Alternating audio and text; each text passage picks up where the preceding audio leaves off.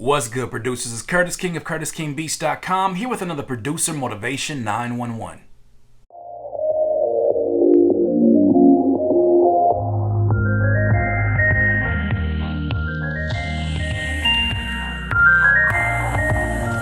Producers, today we're going to talk about how to not be taken advantage of in this industry.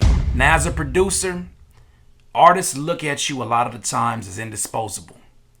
They look at you as easily replaceable. I mean, all you do is just make beats. In their eyes, that's all that you do. A lot of artists feel like they are the superstars when it comes to this relationship, and they feel like you need them more than they need you. Further proof of this comes from producers that many of us look up to, like the Justice League and Flying Lotus. They both made some pretty disparaging comments this last week that deal with producers who basically are being taken advantage of, producers who are looked at as indisposable by the industry, producers who are broke but have every credit that you can think of under their belt. They basically exposed a part of this business that I've been talking to you guys about for the last few months. And it's finally starting to come to light. So none of this actually surprises me. If you didn't know, Flying Lotus made some comments on Twitter basically talking about how producers are basically being taken advantage of left and right and how they should be paid before a session even goes down. He was basically standing up for the rights of producers,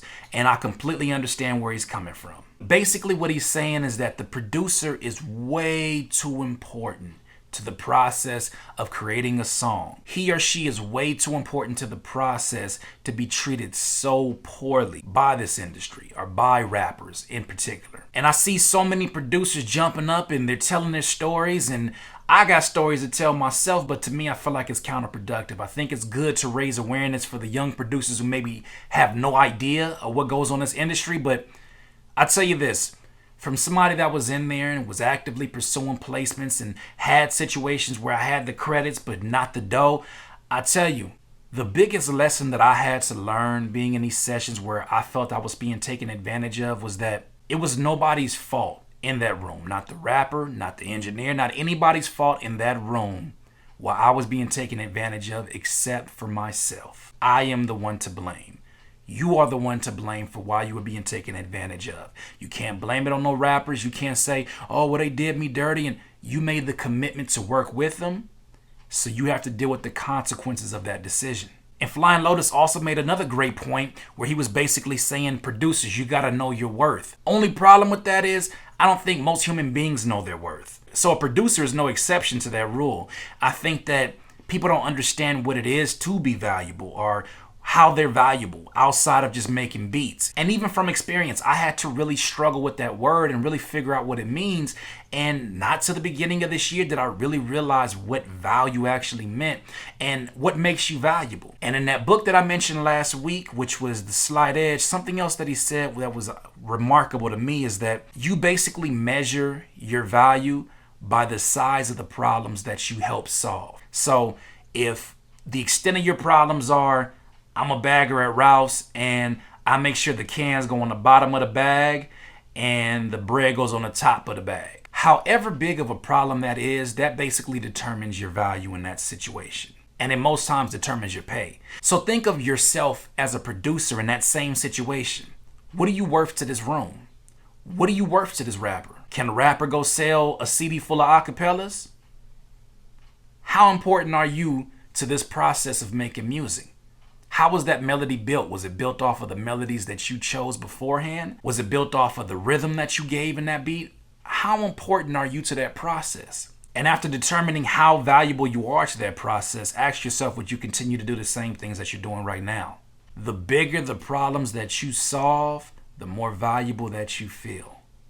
The more important you actually feel in that process, the bigger the problems that you solve. So that being said, you got to understand that your value is high as a producer. It's extremely high as a producer. There's so many things that start with just the beat. There are so many ideas that are spawned because of a beat, because of your contributions to the format of a song, because the music starts with you. You are creating these ideas from thin air. And with that being said, when you understand your value and your contribution to a room, treat yourself with respect. Don't go around here looking for rappers to respect you. That's not their job. Their job is to get on. Their job is not to put you on, and their job is not to boost your self-esteem. You got to have your confidence intact. You got to respect yourself. And a part of respecting yourself is making the decision of whether or not you should be even in that session to begin with. If your goal is to go into sessions and get paid, well, then why do you keep showing up to sessions where you know you're not going to get paid? If your goal is to get placements and you're not really worried about getting paid, well, then what are you complaining about as you're sitting in that room and you're just basically becoming a factory of beats you're creating for that person for the sake of a placement? You have no room to complain. That's what you're there for. If your goal is to get paid when you're going into these sessions, well, have a discussion with the artist or the management of the artist. Have a discussion about your terms before you actually agree to even do a session. Why even waste your time?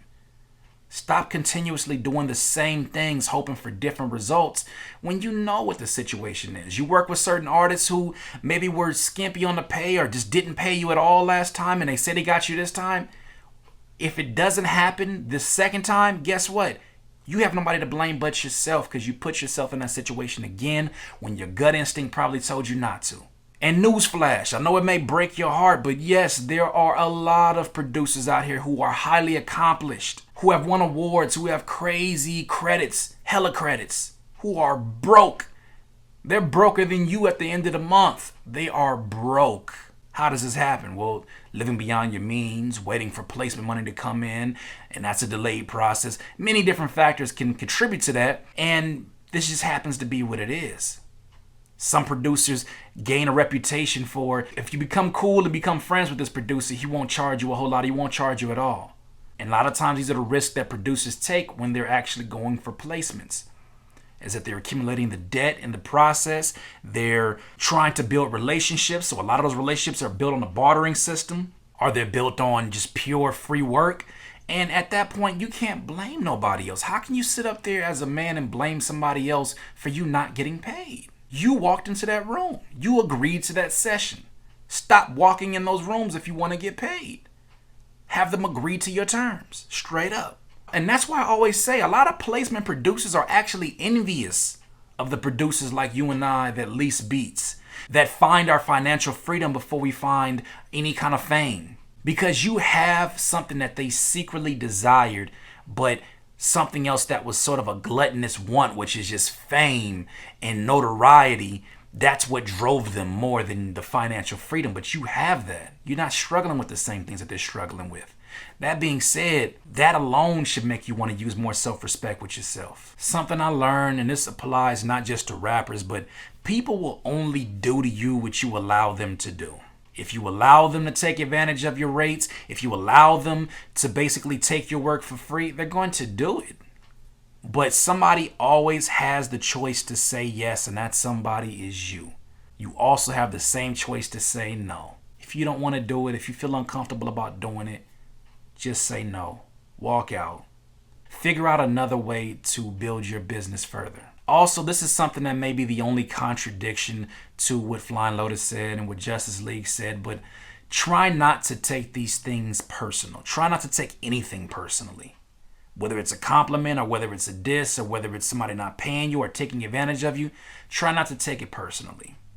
Because people have to see through the vision of their own eyes. People only see things through the vision of their own eyes. And in their eyes, they may look and see and think that they're justified for having free production from you. And in their eyes, they think that they're right. As much as I know we don't agree with that, you can't take things personal. You got to move on. You got to move on, and you got to start asking yourself, am I building myself towards having my own personal success? Or am I waiting on another man to provide that for me? Am I waiting on somebody else to create a miracle moment for me? If your goal is to generate income as a producer, there is 1,000,001 ways to do it. But if your goal is fame, look, you got to understand, with something so vain and something that's so dipped in vanity, you're going to have a lot of struggle that comes with it, and a lot of things that compromise even your morals, something that compromises who you are as an individual and your character for the sake of this thing called fame. You make the decision. These are my thoughts. I would love to hear your thoughts. This has been another Producer Motivation 911, Curtis King of CurtisKingBeats.com. Would you consider yourself an aspiring producer? Well, what if I told you I could teach you the art of production on FL Studio, the same art form that I've been working with for the last 13 years? What if I told you I can teach you that art form in less than 4 hours?